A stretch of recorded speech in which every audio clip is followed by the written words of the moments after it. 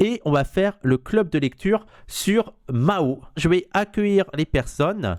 Donc, on a tout d'abord Abd. Comment ça va? Ça va très bien et toi? J'ai l'impression qu'on t'entend pas trop. Je vais rajouter les autres. Je vais accueillir Greyfox. Salut Greyfox. Allô? Ah, salut, ça va? Ça va et toi? Salut, ça va très bien. On a ensuite H, c'est juste H, c'est ça? Je sais pas, c'est moi, non? Ouais, non, Erestos. Erestos, salut Erestos. Et enfin Zella. Salut Zella. Oui, salut. Est-ce que Abd, ça va mieux ton micro? Ouais, Ah, c'est mieux. ouais, c'est mieux comme ça.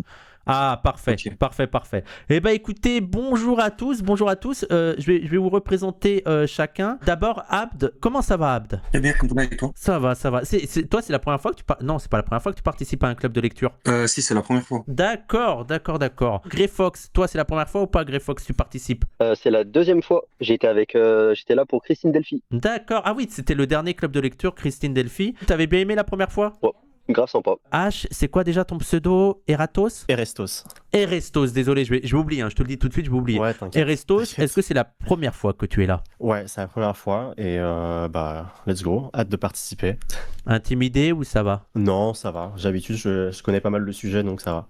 Oh, d'accord, un expert. T'avais déjà lu le livre? J'ai déjà lu le petit livre rouge et d'autres livres de Mao et puis j'ai un master en relations internationales et j'ai bossé sur la Chine, sur les relations internationales de la Chine actuelle, donc je connais un peu le sujet, quoi. Oh là là là là là là là là là là. Ah oui, mais tu vas intimider les autres.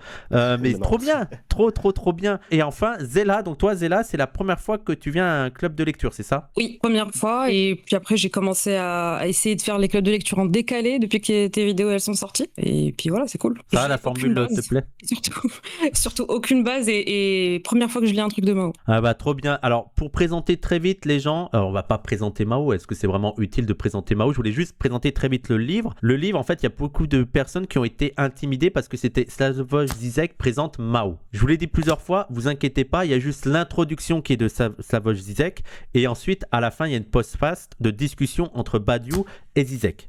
Vous pouvez facilement le mettre de côté. On en discutera, mais c'est très facile de le mettre de côté.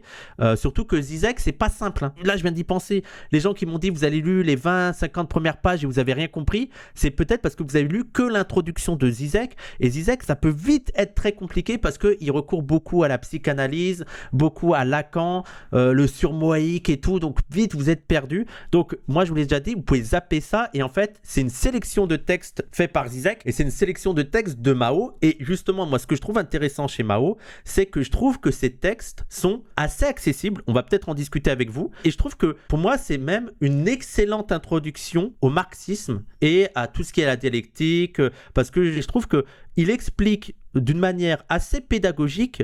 Et peut-être que pour certains, ce sera trop vulgaire, ce sera trop vulgarisé, mais je trouve au contraire c'est très utile pour comprendre le matérialisme historique, parce qu'en plus il y va pas à pas, il y a des exemples et tout. Donc moi je trouve que c'est une très bonne introduction au marxisme. Qui veut commencer sur l'avis général sur les textes de Mao? Qui des quatre veut commencer? Je vais bien commencer justement pour Vas-y. reprendre sur ce que tu dis sur la facilité du texte. Je trouve que ouais, je suis un peu d'accord avec toi. C'est quand même assez intéressant parce que on a des exemples. Alors, il commence par des explications très théoriques, par exemple, je sais pas, sur l'unité des contraires ou des choses comme ça. Et ensuite, il va le développer, il va donner des exemples historiques. Bon, le problème, du coup, c'est qu'il faut remettre un peu à chaque fois dans le contexte pour comprendre ce qu'il veut dire. Parce que franchement, si on n'a pas de connaissance de l'histoire de la Chine, je pense que ça va être un peu dur de suivre ce que Mao veut dire. Mais quand on a ça, ou alors sinon on cherche sur Internet, on cherche un peu des explications à côté. Quand on a la compréhension de l'application dans la pratique, je trouve que ça rentre beaucoup mieux que uniquement du théorique sur 300 pages. Donc là-dessus, c'est vrai que c'est un peu plus facile. Après, ça reste quand même assez abrupt pour la plupart des gens. Franchement, faut vraiment se plonger dans le texte, faut vraiment rentrer dans le truc parce que bon, c'est quand même assez technique sur cette partie. Ouais, je suis d'accord. En fait, il y a quelqu'un qui dit ça, c'est assez relou à lire, mais après il explique bien. Je suis d'accord que c'est pas beau, quoi. C'est presque sans âme, j'ai envie de dire. Je trouve ça très terre à terre, mais moi j'adore ce genre de truc. C'est très redondant aussi, mais je trouve qu'il y a un côté aussi pédagogique. Je trouve que peut-être c'était facile pour moi parce que j'avais aussi un peu connaissance nuances dessus, mais c'est vrai qu'il n'y a pas une plume de Mao, c'est assez terre à terre, assez froid comme écriture. Ouais, après, je pense que c'est un peu plus par rapport à des écrits de Lénine ou autre. Je trouve que c'est un peu plus radical dans la façon de parler. C'est beaucoup plus brut. Il y a beaucoup plus de brutalité dans les paroles. Ça va moins dans des questions un peu plus philosophiques. Non, c'est par exemple, je sais pas, les idées fausses, on les éradique et c'est point final. Voilà, c'est simple, quoi. Il y a un truc de bandeur que j'aime beaucoup, moi. Ouais, un peu. Qui d'autre veut donner son avis général? Moi, du coup, pareil, au final, ça me fait marrer, du coup, que la personne qui s'y connaît un peu plus ait à peu près le même retour par rapport à la forme. Parce que, ouais, donc moi, je dis que c'était compliqué pour moi et j'ai dit que j'ai rien compris. C'est pas totalement vrai, mais c'est surtout que j'ai beaucoup galéré à suivre, alors que bon, bah, j'ai aucun problème à lire des textes de Lénine ou autre, parce que il prenait des exemples. Et par exemple, si on parle de la contradiction, bah, il explique en quoi est-ce que ça c'est important. Et il y a pas de, enfin, c'est pas qu'il y a pas de lien, mais c'est qu'il y a pas de, enfin, on sait pas où on va, en tout cas au début de la lecture. Et ça, c'était un peu déstabilisant pour certains. Je pense que moi, c'était mon cas. Mais une fois qu'on a tout lu, on comprend concrètement, ok, bon voilà cette idée-là qui est développée et on peut aussi voir en quoi est-ce que ça fait toujours sens, en tout cas comme concept, et ça peut expliquer aussi parfois des je sais pas comment on dit ça, mais que des personnes en général, même à gauche, etc., on est aveugle par rapport à certaines choses parce qu'on fait pas attention à nos contradictions, etc. Il y a Petit Pierre du Peuple qui dit qu'il y a un côté logique scientifique qui le fait très daté. Je trouve que c'est très spécifique à un type de marxisme d'une certaine époque qui était vraiment en mode le marxisme est une science et ça fonctionne comme une science. Et tu le vois dans la manière d'écrire et tout, et de prouver que le marxisme est une science. Je suis d'accord qu'il y a un truc un peu plus. Ça fait un peu daté, mais c'est aussi le contexte d'une époque. Ce que je trouve intéressant par contre, c'est que c'est une très bonne introduction à certains concepts, notamment pour comprendre l'idée de contradiction, de matérialisme historique, pour comprendre certaines lignes, et aussi, on en discutera, cette volonté de Mao, d'ailleurs il cite plusieurs fois Lénine cette phrase, l'analyse concrète d'une situation concrète, qui est très ancrée dans le maoïsme, l'idée d'un communisme adapté à la situation, et qui était là particulièrement la situation chinoise, et comme le rappelait Mao, ce qu'il appelle une semi-colonie et la question de la paysannerie. Grey Fox ou Abd? Moi, mon avis, du coup, je partage à peu près la même chose que les autres. J'ai trouvé le texte assez dense, très riche et un peu jargonneux. Il y avait pas mal de termes qui sont pas forcément tout de suite, ou en tout cas pour moi, j'ai du mal à saisir tout de suite la définition, que ce soit le processus, le mouvement, tout ça. Il parlait de qualitatif, quantitatif. Ça, quand t'as pas des notions universitaires ou autres, je pense que ça peut être un peu pas complexe, mais pour vraiment saisir toute la substance, faut aller sur Internet et chercher les définitions. Du coup, moi, je partage avec toi le truc que c'est une super introduction. Par contre, faut avoir ça en tête, que c'est un texte sur lequel il faut beaucoup s'attarder, peut-être le relire, être prêt à relire plusieurs fois certains paragraphes pour bien saisir toutes les nuances, quoi. Grey Fox? Bah moi j'ai de la pratique, ça a été magnifique, ça a été comme du beurre, je l'ai lu en une traite. Après, je suis arrivé sur de la contradiction, et là, je me suis mangé pas un mur, mais en fait, il y a beaucoup de choses que je connaissais pas véritablement, genre le terme métaphysique. En fait, il y avait beaucoup de terminologie qui était un peu compliquée, donc je rejoins Abd à ce niveau-là. Cependant, une fois que on fait abstraction de ça, on va regarder quelques définitions et qu'on s'attarde pas sur le fait qu'il utilise le mot contradiction et contraire 5 fois par phrase, tout rentre en fait. Mais bon, faut vraiment s'attarder sur chaque phrase, s'apesantir et essayer de bien l'ancrer. Moi, j'ai dû le lire 2 fois en fait, pour mieux comprendre, et notamment le concept notamment le concept d'identité. La première fois, ça m'a fait un peu. Juste pour aussi expliquer aux gens, donc c'est une sélection de textes. Je vais dire les textes qui sont sélectionnés. Ce qui est aussi intéressant, il y a quelqu'un qui a dit ça dans le commentaire, c'est qu'il y a des gros textes, parfois très. Je pense que de la contradiction est sûrement l'un des plus compliqués des textes, parce que c'est peut-être le plus philosophique. Après, il y a aussi des trucs économiques où moi j'étais un peu plus. Là, je me perds. En plus, j'ai l'impression parfois, c'était notamment sur l'URSS et tout, c'était des débats qui me semblaient un petit peu dépassés, mais qui restaient intéressants, mais c'était des parties plus techniques. Donc il y a Une étincelle peut mettre le feu à toute la plaine, qui était plutôt cool, moi, assez abordable. Contre le culte du livre, en fait, il y a plein de thèmes qui sont intéressants, on va peut-être en parler. De la pratique, qui est aussi un truc que j'ai adoré. De la contradiction, contre le libéralisme, qui est un petit texte assez court et assez marrant, qui met les différentes formes de libéralisme et pourquoi il faut les combattre, notamment dans les organisations. Le peuple chinois ne se laisse pas intimider par la bombe atomique.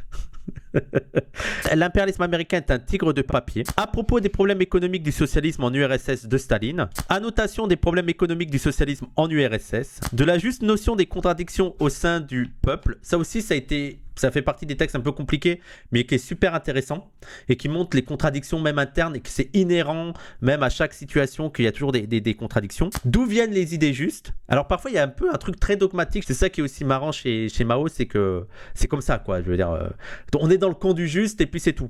Et enfin, entretien sur les questions de philosophie, il y a quelqu'un qui a dit ça, c'est très Mélenchon et je suis d'accord que c'est très Mélenchon parce qu'il a une question sur le rapport à la mort, à l'universalité, pardon, qui est assez intéressant.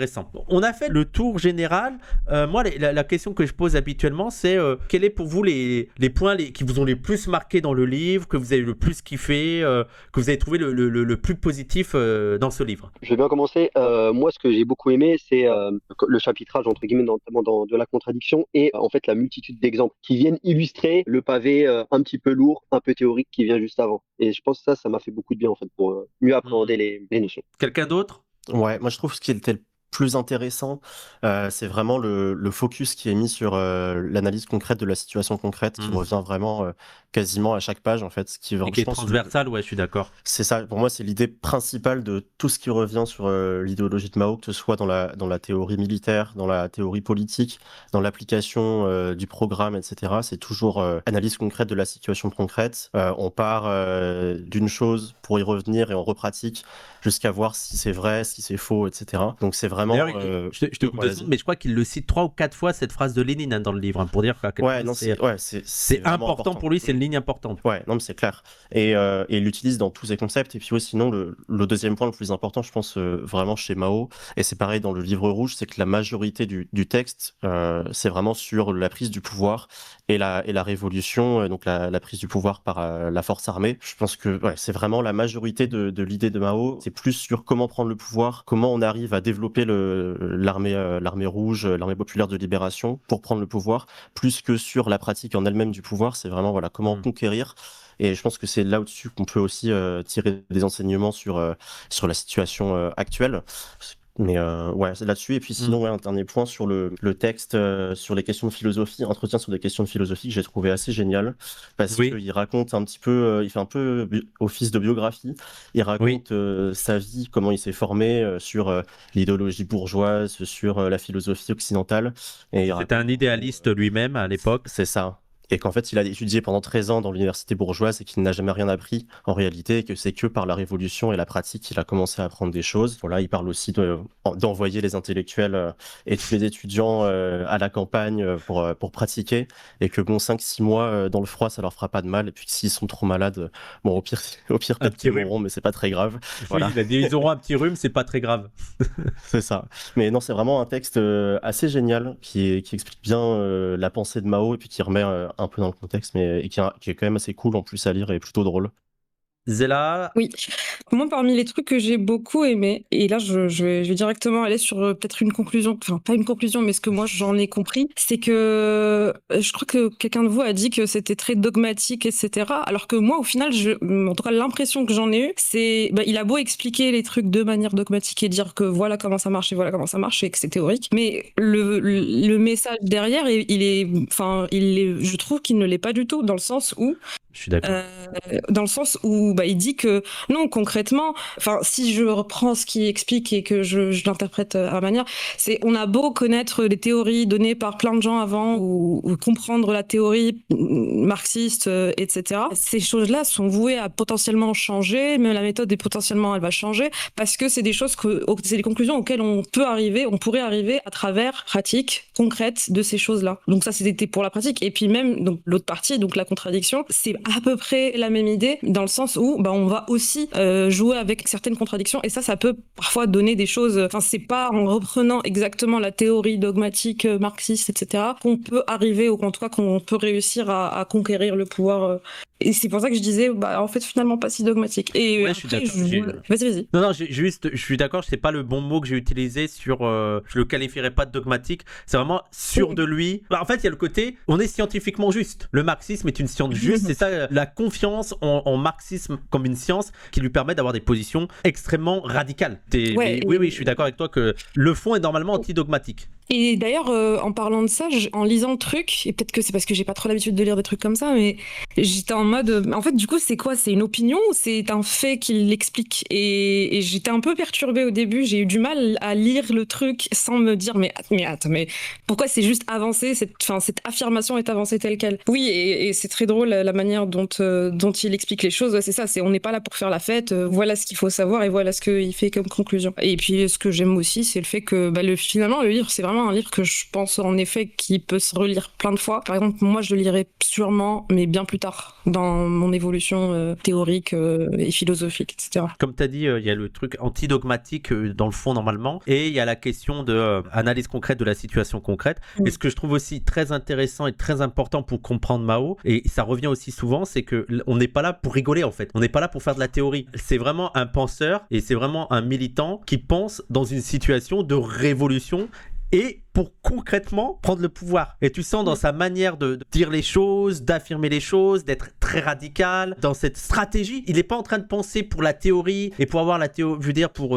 vraiment faire de la philosophie, mais et d'ailleurs il insiste à la fin en disant que faire l'expérience de la lutte des classes, voilà ce que j'appelle une université, c'est seulement qu'elle a la lutte des classes qui peut avoir de la philosophie. Pour lui, la philosophie, c'est pas un jeu intellectuel, il y a une lutte à mener pour conquérir le pouvoir, donc c'est très important dans la manière de penser et de comprendre les textes de Mao. C'est en pratique quoi. Il y a un objectif final. C'est pas pour vendre un livre ou c'est pas pour avoir la théorie qui va être le plus vendue à l'international. C'est vraiment pour conquérir le pouvoir. Il n'avait pas le temps, il était pris dans une guerre civile, ses troupes le faisaient lessiver par Chiang Kai-shek. Ce que je dis sur Mao, ça marche aussi avec Lénine. Hein.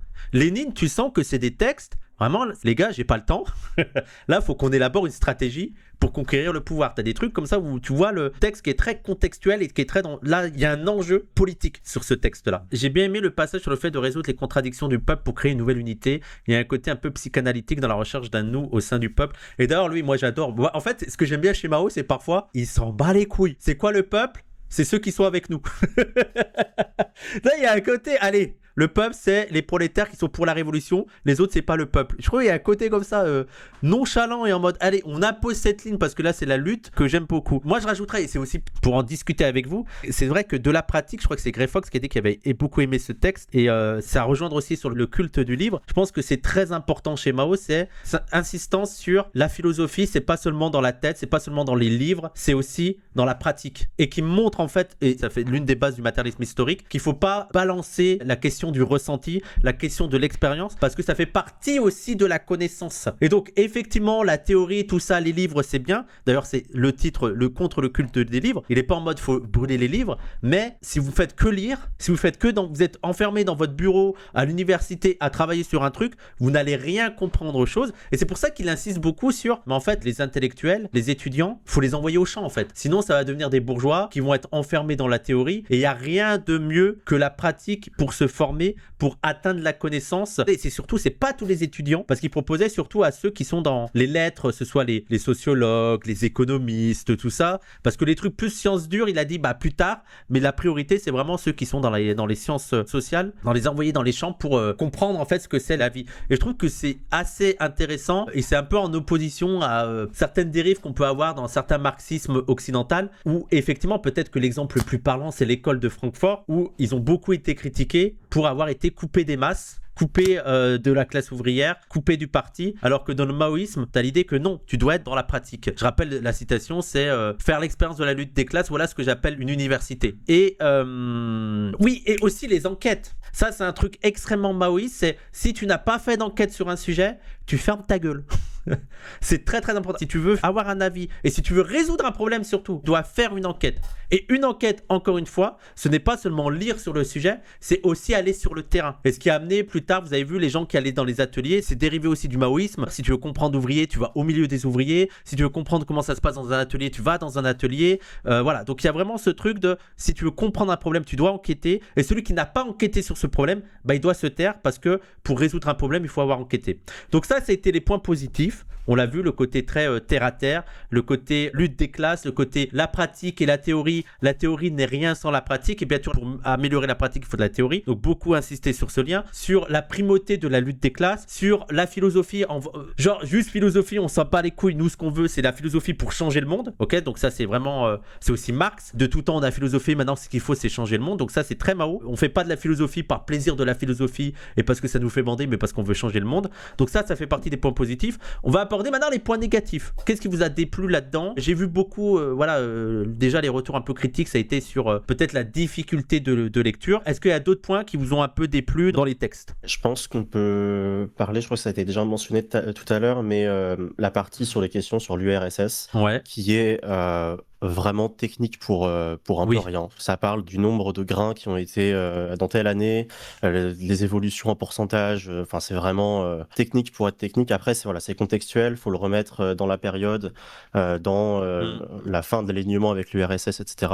Bon, on comprend la situation historique, mais bon, le texte en lui-même est vraiment pas intéressant. On perd beaucoup de temps dessus.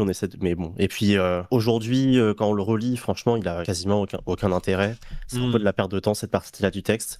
Bon, oui, je pense que mais, pour moi, c'est juste pour la culture historique et voir les tenants et les aboutissants du débat, quoi. Mais oui, ouais, c'est ça. je trouve qu'il y a Juste pas avoir la divergence entre Staline et Mao, mais bon, le texte en lui-même, je pense qu'on peut vraiment s'en passer. les autres. Je viens de me rendre compte que moi j'ai pas lu tout le livre du coup. En fait moi j'ai lu vraiment, je me suis basé sur le titre et vu que j'avais pas d'oseille, je suis parti Ah, chercher d'accord. sur Ouais, mais matériel. attends, c'est ça. Excuse-moi, mais oui, je viens de comprendre. En fait, t'as pas le livre, c'est ça? En fait ouais, moi j'avais pas d'oseille D'accord. ce mois.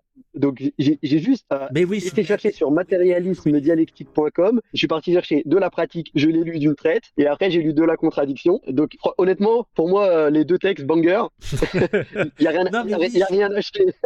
Mais je suis débile. C'est vrai que maintenant, ça me semble évident parce que je vous ai dit de la pratique. C'est le titre du truc, c'est le titre du livre et vous avez dû penser qu'il y a que le texte de la pratique et de la contradiction. Et en fait, j'aurais dû dire aux gens, parce que les textes sont facilement trouvables sur Internet et j'aurais dû faire la liste aux gens de tous les textes qu'il y avait dans le livre. Je suis complètement débile. Tu viens de me faire penser à cette erreur. Ouais, désolé. Oui, donc t'as pas vraiment de critique sur le texte de la pratique et le texte de la contradiction. Zéla. Ouais, bah en vrai moi aussi j'ai fait la même histoire de lire de la pratique et de la contradiction. Après, j'avoue que je me suis arrêtée là et c'est tant mieux parce que je pense que ça aurait été too much pour moi, je pense.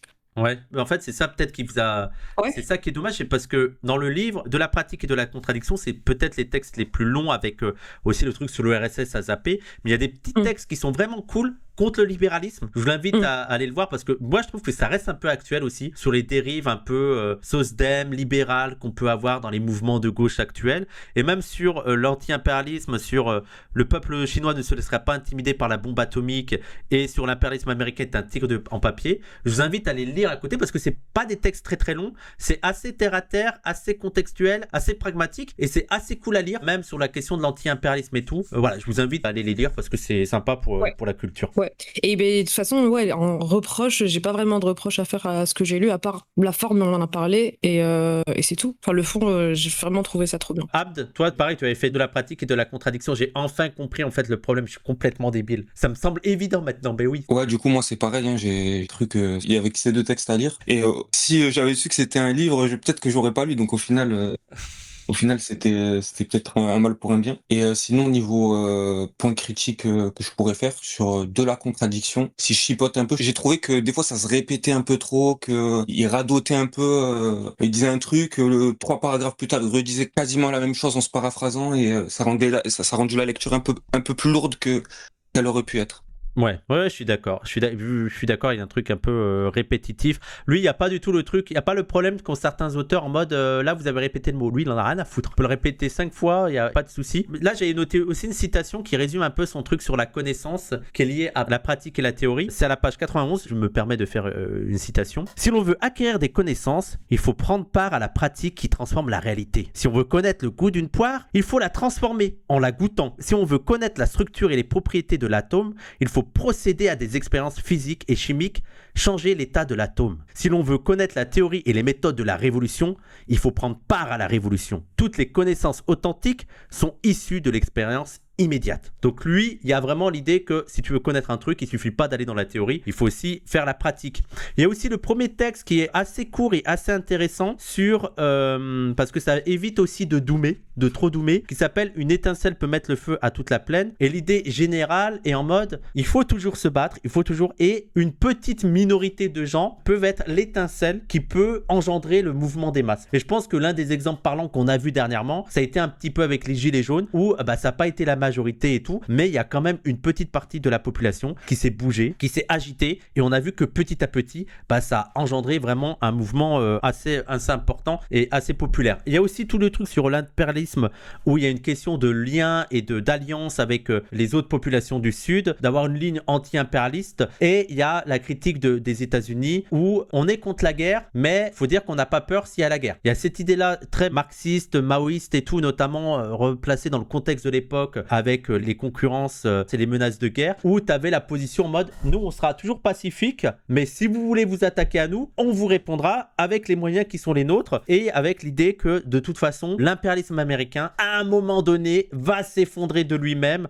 parce que il y a trop de contradictions, il repose trop sur la répression, il repose trop sur l'exploitation des populations du Sud et aussi sur l'exploitation des prolétaires aux États-Unis. Il en faudra peu pour que les États-Unis s'effondrent, et peut-être qu'il a été visionnaire, la Chine va faire s'effondrer les États-Unis. Est-ce que vous avez des choses à ajouter? Est-ce que vous avez des commentaires à faire, des choses qu'on n'a pas abordées, que vous auriez aimé aborder? Ouais, petit point justement sur une étincelle peut mettre le feu à la plaine. Justement, il fait un peu une distinction. Il faut vraiment toujours, à chaque fois avec Mao, le remettre dans le contexte de la Chine. C'est que la technique du Parti communiste chinois fonctionne parce que on est en Chine, dans le pays semi-colonial immense, etc. Et justement, il compare avec l'Occident et il explique que le mouvement révolutionnaire est beaucoup plus important en Occident, en Allemagne, en France, etc. Mais qu'en fait, les forces réactionnaires et impérialistes sont beaucoup plus puissantes et que donc même si on a un mouvement révolutionnaire plus puissant en Europe, en Occident, en fait, la lutte des classes et le rapport de force est encore plus difficile qu'en Chine, parce qu'en Chine, l'impérialisme et les forces réactionnaires ont leurs propres contradictions, ils sont très éloignés, il y a les différences entre les seigneurs de guerre, les impérialistes, le pouvoir central de Chiang Kai-shek, etc. Et donc, même si on a juste une étincelle et un mouvement révolutionnaire qui n'est pas tant que ça développé, on peut quand même prendre le pouvoir parce que le rapport de force est en fait beaucoup plus facile en Chine par rapport à l'Occident. Heureusement que tu apportes ce point, parce que je pense qu'on allait oublier aussi un des points principaux de Mao, ça a été la question, et toujours avec cette idée transversale de analyse concrète de la situation concrète, qu'il faut adapter au contexte, qu'il faut voir les contradictions internes à tel contexte et vraiment avoir, pas transposé, ça se passe comme ça en France, donc il faut faire pareil en Chine, mais vraiment appliquer à la situation telle qu'elle est. Et c'est pour ça qu'il rappelle, comme tu as dit, souvent que la Chine est une semi-colonie, et donc il y a des contradictions qui sont liées à cette semi-colonie, notamment les questions d'indépendance nationale. C'est vrai qu'on voit un peu plus les questions d'indépendance nationale, et qu'on voit que par exemple les gens qui disent que en Palestine la solution c'est l'alliance entre les ouvriers israéliens et les ouvriers palestiniens, ou que les prolétaires palestiniens ne doivent pas s'allier avec la bourgeoisie palestinienne, c'est totalement con, parce que la situation concrète en Palestine font que la contradiction principale qui sera là-bas, c'est la question du colonialisme, et donc ça amène à avoir d'autres alliances, d'autres priorités dans un moment déterminé. Moi c'est ça que j'ai beaucoup aimé chez Mao, c'est vraiment de se dire arrêtons le dogmatisme, arrêtons le marxisme c'est ça, le communisme c'est ça, en tout lieu, en tout temps. Non, le marxisme c'est une manière d'analyser. Alors eux ils appellent ça une méthode scientifique, moi je suis pas totalement d'accord avec ça, mais il faut l'adapter au contexte. Les autres, vous avez d'autres choses à dire, et même toi si tu veux rajouter des choses. Moi, il y a une citation de la contradiction qui me fait penser à ce que tu as dit sur l'étincelle et la plaine, le contexte. En fait, ce qui vient d'être dit, quoi. C'est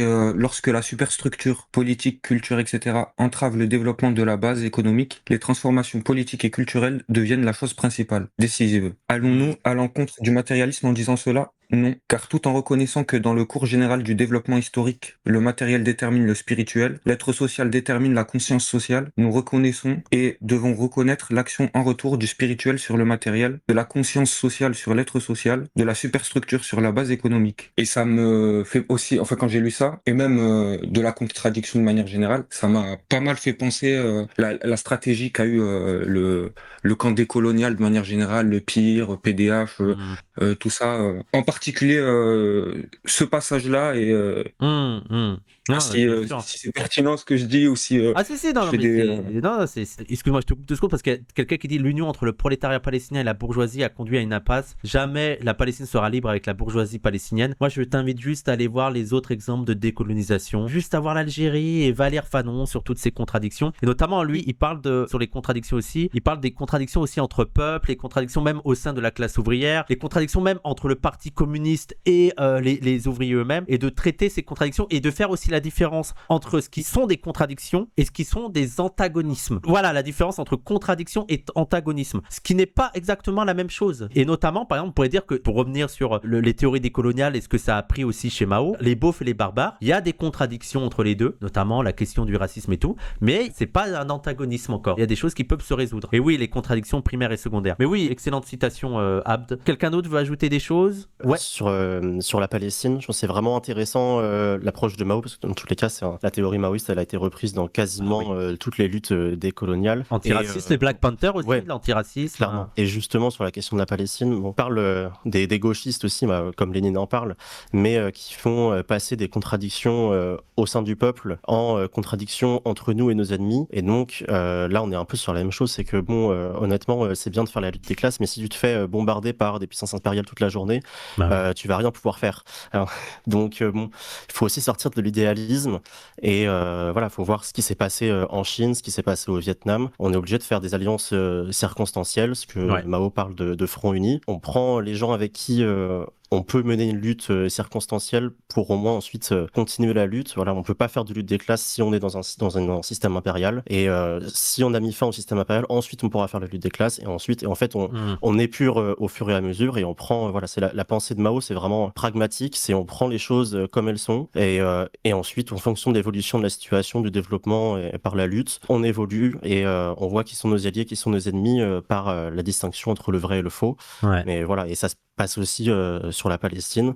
Ça paraît complètement illusoire de faire des distinctions entre la bourgeoisie nationale palestinienne, si tant est qu'il y en ait une, si elle n'a pas été encore butée, et le prolétariat palestinien. En ce sens, Fanon est aussi très proche de Mao, où Fanon parlait déjà de cette question pour la lutte d'indépendance. On est contraint de faire cette alliance entre le prolétariat et même le lumpen prolétariat et la bourgeoisie. Et Fanon, tout en même temps, mais il faudra pas s'arrêter là. Fanon lui-même était très critique sur la bourgeoisie nationale et sur comment cette bourgeoisie nationale peut récupérer cette révolution, et ce qu'elle a fait au final, hein, on l'a vu. Mais pour autant, la situation fait que pour mener à bien cette lutte d'indépendance, on est obligé d'avoir cette alliance. Et là, tu me dis, tu vas rien pouvoir faire avec une bourgeoisie qui préfère collaborer avec les colons. Il faut pas être débile. Quand tu parles de l'alliance entre le prolétariat et la bourgeoisie pour la lutte d'indépendance, bah, tu collabores avec la bourgeoisie qui est pour la lutte d'indépendance. C'est évident que la bourgeoisie qui est contre la lutte d'indépendance, ce que notamment Mahmoud Abbas et d'autres, ça ne sert à rien de collaborer avec elle. Ça ne sert à rien d'être en alliance avec elle, puisqu'elle est antagoniste avec cette lutte de l'indépendance. Donc ça n'a pas de sens, la critique que tu fais. Mais dans les autres exemples, on voit que l'Algérie, ça a été ça. Il y a eu une bourgeoisie qui était pour l'indépendance nationale,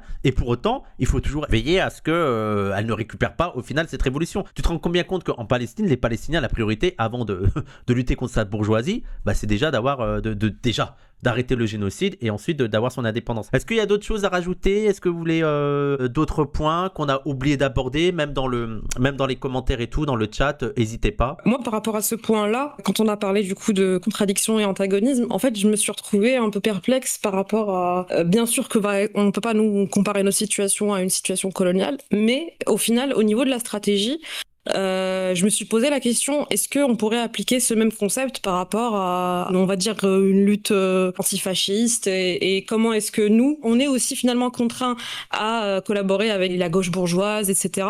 On se retrouve aussi dans des situations un peu similaires et ce qu'il va falloir vraiment faire, c'est de différencier cette contradiction ou antagonisme et comment on fait, etc.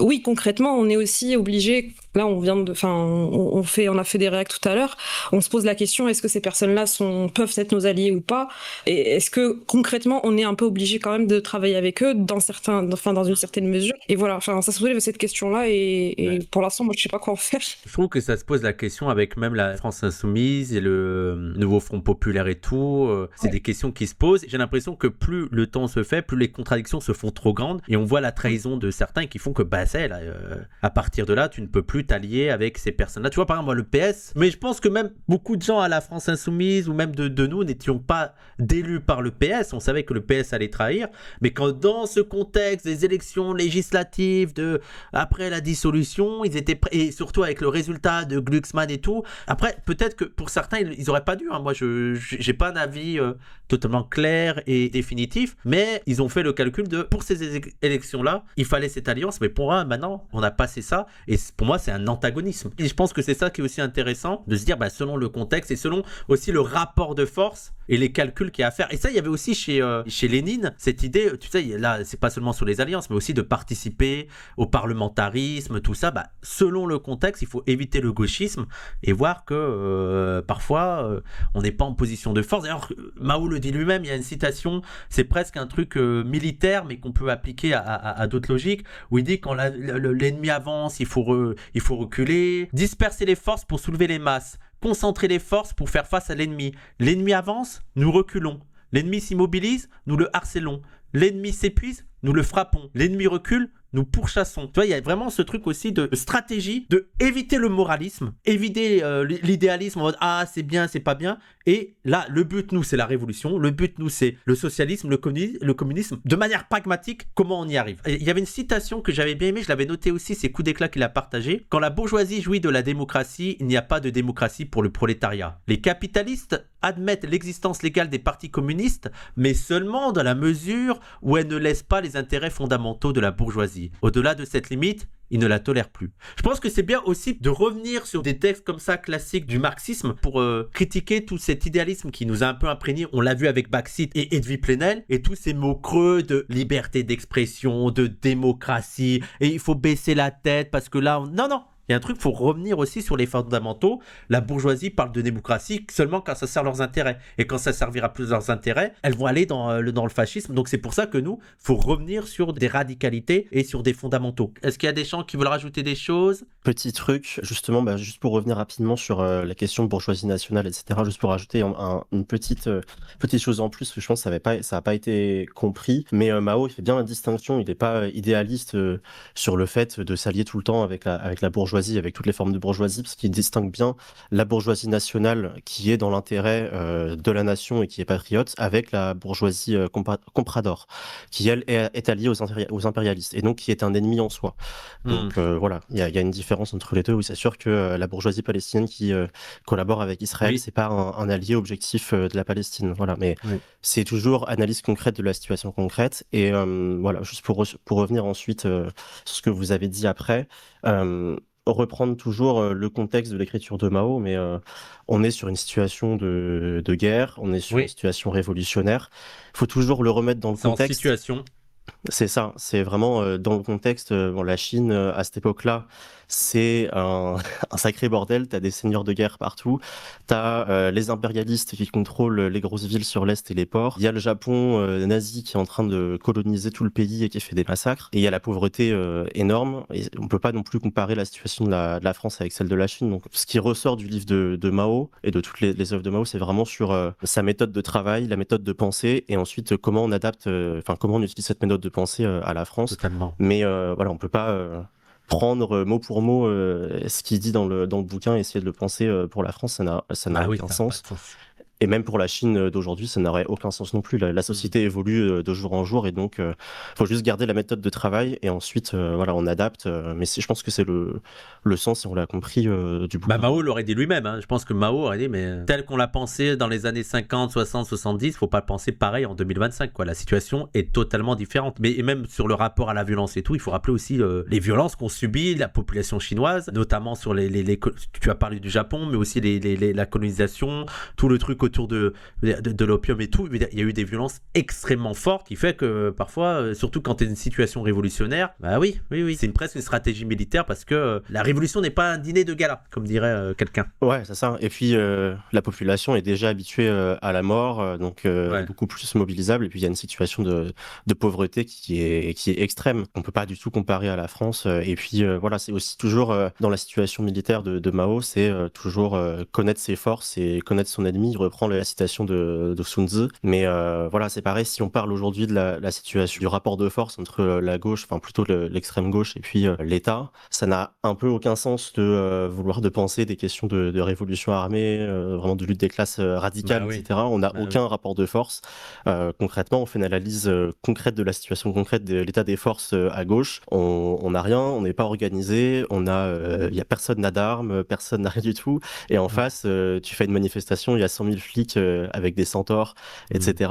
Donc voilà, faut prendre ce qu'il y a à prendre et ensuite on adapte et puis c'est du travail petit à petit. Ouais, c'est ça un petit peu ce qui ressort du bouquin, je pense. Mao explique aussi comment un parti d'abord révolutionnaire sans bourgeoise et comment il doit être remplacé dans le processus révolutionnaire. Alors oui, ça peut être étonnant parce qu'on a l'image de Mao, dictateur, qui impose sa vision. Alors je suis pas en train de dire que c'est une image totalement fausse et tout, mais étonnamment dans ces textes, il y a beaucoup de trucs sur la critique interne au parti, la critique interne aux communistes, aux militants. Il insiste beaucoup sur ça. Il y a déjà le truc de la célèbre citation que j'arrête pas de sortir, que sans fleurs s'épanouissent, que sans école rivalisent. Il y a aussi feu sur le quartier général. Dans les textes de Mao, il y a l'idée qu'il y a des contradictions parfois entre les ouvriers, entre le peuple, entre la paysannerie et les dirigeants communistes, le parti et tout. Et il faut exposer ces contradictions. Et alors il précise tant que ça va dans le sens de la révolution et tout, mais t'as beaucoup ça, étonnamment, dans les textes de Mao. Est-ce que ça vous va? On fait un dernier tour de conclusion pour chacun et vous dites si pour vous le conseillez à lire ou pas, si vous avez trouvé que c'est intéressant dans la formation politique et tout. Ça vous va ou pas? En conclusion, une fois que on passe peut-être la difficulté à lire le texte pour ceux qui n'y sont pas habitués à un truc aussi dense, c'est très intéressant, en tout cas même pour nous en ce moment, où on est en pleine lutte au final et il y a des choses qui bougent, etc. autour de nous, donc ça permet de voir comment on garde le cap. Et puis, je le conseillerais bien à des personnes qui sont intéressées par la stratégie, par la stratégie révolutionnaire de manière générale. C'est peut-être un peu plus compliqué pour des personnes qui s'intéressent, on va dire, pas trop à ça pour l'instant. Et voilà, si c'est quelqu'un qui est déjà en train de lire du Lénine c'est level 2, LV2, LV3. Excuse-moi, je t'ai coupé, ouais. Oui, un complément. Non, mais t'as raison. Et ouais, voilà. Merci. Merci Zéla, merci beaucoup. Abd? Moi, je rejoins Zéla. Je pense que c'est vraiment un ouvrage pertinent à lire qui est super intéressant et très enrichissant. Par contre, je le recommanderais plus à des militants ou des personnes qui ont envie de s'engager, de pousser la réflexion au niveau stratégique, etc., que c'est ça, qui découvrent ou qui s'intéressent un peu de loin à la chose politique. Merci. Grey Fox? Alors, je suis assez d'accord avec ce qu'a dit Zella et Arab. Malgré tout, moi j'ai l'impression que ça peut aider aussi, pas forcément que sur le terrain militant, dans la vie en règle générale. Enfin, parce que du coup j'ai lu que de la contradiction et de la pratique, mais de la contradiction, j'ai l'impression que c'est pas que dans un contexte de lutte révolutionnaire. Donc, je pense que ça peut aider dans son cheminement personnel. Et je m'en vais lire le reste du livre. Oui, et même ce dernier texte, Atsev, biographique et philosophique, moi je vous le conseille parce que c'est plutôt cool à lire et parfois il est un peu poétique. Mao sur la vie, la mort, le mouvement perpétuel de la vie, heureusement qu'on meurt, il y a d'autres choses qui arrivent. Même sur le communisme, il est en train de dire, mais attendez, mais même le communisme, c'est pas un état final, hein. Il y a des choses auxquelles on pense pas, c'est impensable que dans 100, 200 ans, 300 ans, le communisme soit le même. Et tant mieux, c'est ça l'histoire de la vie. Donc même le petit texte à la fin de philosophie, je le trouve plutôt sympa. Il revient aussi sur son parcours. Alors j'ai oublié le pseudo Hépatos. Non, je me trompe totalement. Erestos. Non, Erestos. Petite conclusion, je pense que ce qui peut être intéressant pour les militants de gauche, surtout pour les gens, je pense, qui se pensent révolutionnaires, c'est de taffer sur la partie vraiment prise de pouvoir et théorie militaire de Mao. Donc, il y en a pas mal dans ce bouquin-là, il y a quand même pas mal d'extraits et beaucoup de théories militaires qu'on peut appliquer même sur la vie politique, comme tu disais tout à l'heure. Je pense que c'est vraiment super intéressant et on peut apprendre beaucoup de choses pour même, par exemple, dans l'organisation de manifs, de choses un peu plus radicales sur des manifs sauvages, etc. Je pense que c'est vraiment dans la pratique très utile à apprendre. Donc voilà, je conseille à tous les gens qui se pensent un peu révolutionnaires de reprendre les écrits de Mao sur la guerre révolutionnaire, de la pratique à la contradiction, les 6 écrits militaires, etc. Il y a beaucoup d'ouvrages là-dessus. Et peut-être un petit point pour finir. Attention non plus à pas trop idéaliser Mao. Bon, ça reste quand même un personnage ultra autoritaire. Faut quand même le rappeler parce que bon, là, on a fait un peu les bandeurs pendant quasiment 1 heure et demie, qui a réprimé même tous les mouvements un peu plus autonomistes. Par exemple, je pense à la commune de Shanghai, Oui, qui a il y a un été livre à la beaucoup, fabrique sur ça. ouais, justement, qui est super intéressant.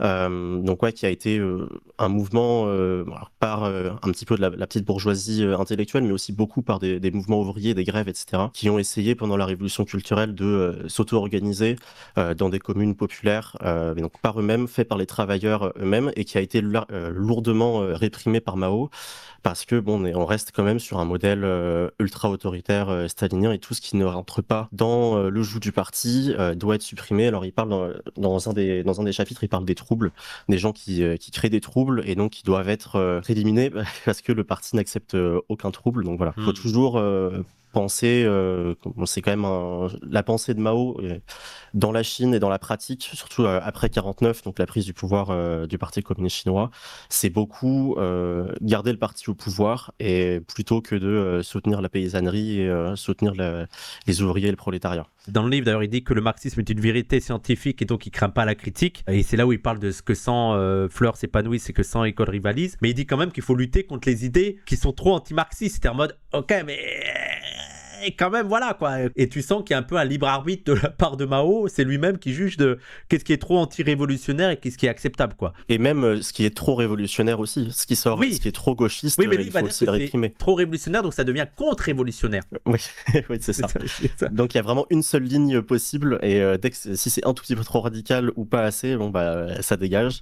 Donc bon, c'est un peu limité. Après, bon, il faut toujours reprendre l'histoire de truc, et quand ensuite on prend la Chine après Mao, bon bah au final c'est des conservateurs et c'est des opportunistes de droite qui ont pris le pouvoir avec Deng Xiaoping, qui ont réduit à néant toutes les avancées sociales sous Mao et qui ont gardé que le côté autoritaire. Donc on peut se dire que sous Mao au moins il y a eu des avancées sociales, mais ouais, c'est... Oui, je suis totalement d'accord avec toi. Et si moi, ce qui m'énerve, c'est que les gens résument à Mao et voient pas que, je veux dire, comme toute révolution, il y a aussi des luttes internes, quoi. Il y a pas qu'un personnage qui a tout fait. Je veux dire, il y a aussi en interne des enjeux de lutte, même au sein du Parti communiste et tout. Et c'est pas le truc d'excuser Mao, mais c'est de voir aussi que c'est beaucoup plus complexe que juste Mao. Faut voir tous les enjeux qu'il y a eu autour de ça, les luttes, les guerres, les fraticides. Voilà, c'est. Ouais, c'est ça. Mais il faudrait faire un numéro autour de la révolution chinoise, voilà, pour être de l'évolution des légendes. C'est ça, et puis de l'évolution du parti communiste chinois qui se réclame encore de l'idéal communiste aujourd'hui. Bon, ça fait un peu rire,